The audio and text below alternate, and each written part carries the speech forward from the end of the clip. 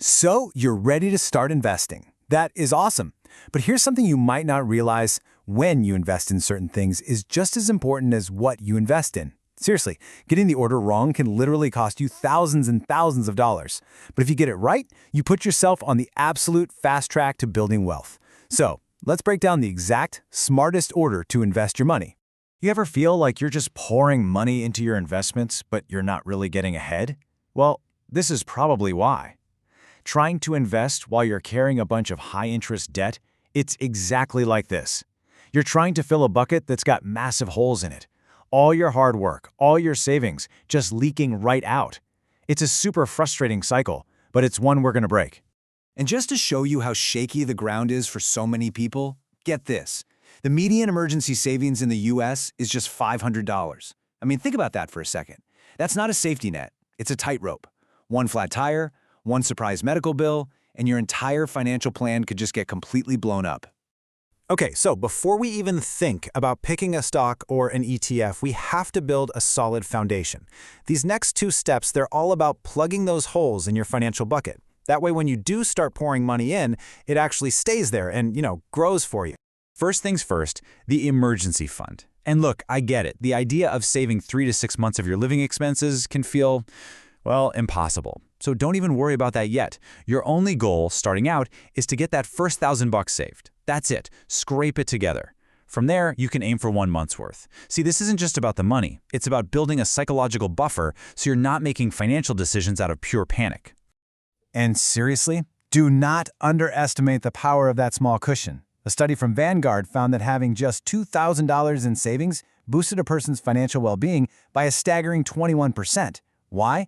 Well, it's because it stops you from making really bad decisions when you're under pressure, like raiding your retirement account when your car breaks down.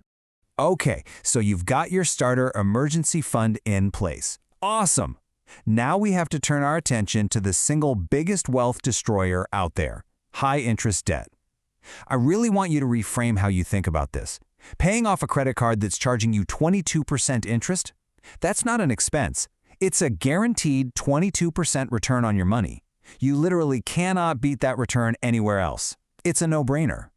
So how do you attack this debt in the smartest way? You use what's called the debt avalanche method. Mathematically, it is the fastest way to get debt-free and save the most money on interest. The strategy is super simple. You make the minimum payments on all your debts, but then you take every single extra dollar you can find and you throw it at the one with the highest interest rate. In this case, that 22% credit card, until it's completely gone. Now, for pretty much every rule in finance, there's an exception. And this one is a biggie. There is exactly one time when it makes perfect sense to invest your money, even while you're still fighting off that nasty high-interest debt. I know, it sounds totally backwards, right? Why on earth would you divert money to the stock market when you have a credit card eating you alive at 22%? Well, the answer comes down to one really simple, really powerful concept: free money. We are talking about your employer's 401k match.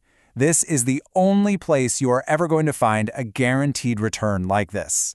If your company matches your contributions dollar for dollar, you are making an instant 100% return on your money. No investment on earth can promise that.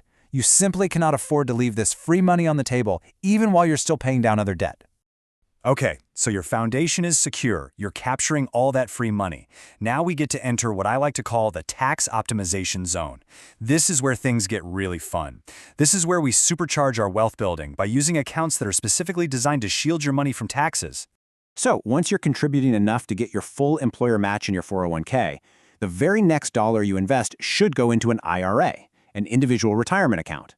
And the reason is simple. You get way more freedom, and it's usually cheaper.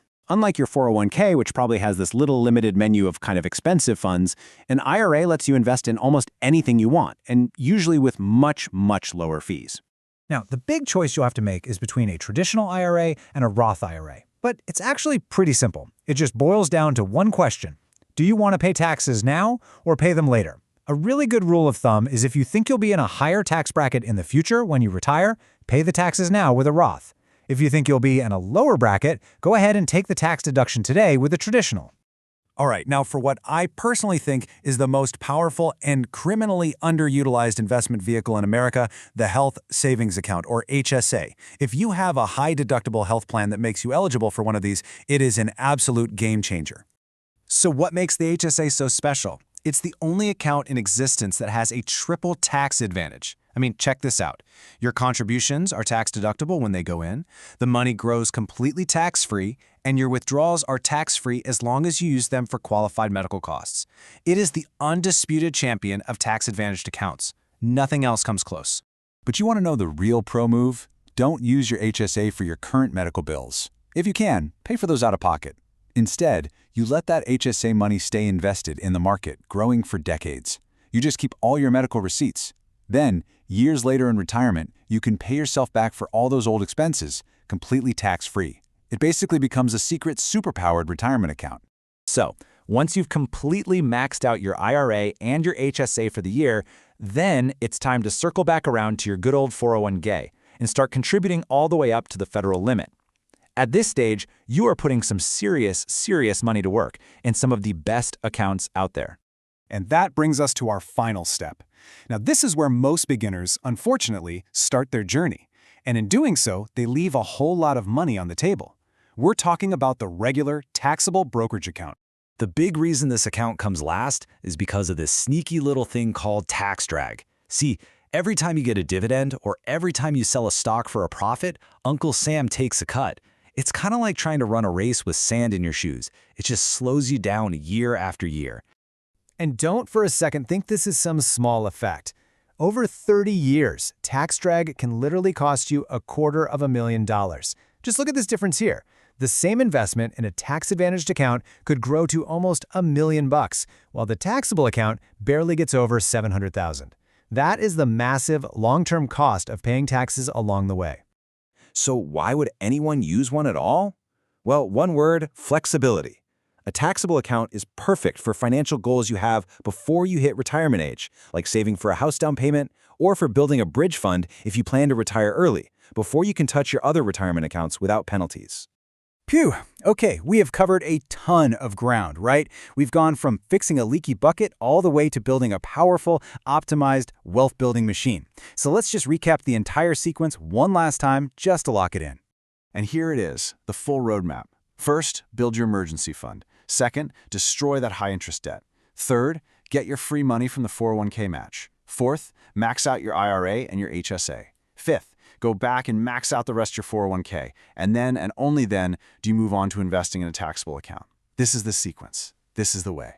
This order, it completely removes the guesswork. It is the fastest, most efficient path to building real, lasting wealth. So you have the map now. The entire path is laid out for you. The only question left is, what is the one next step you are going to take today?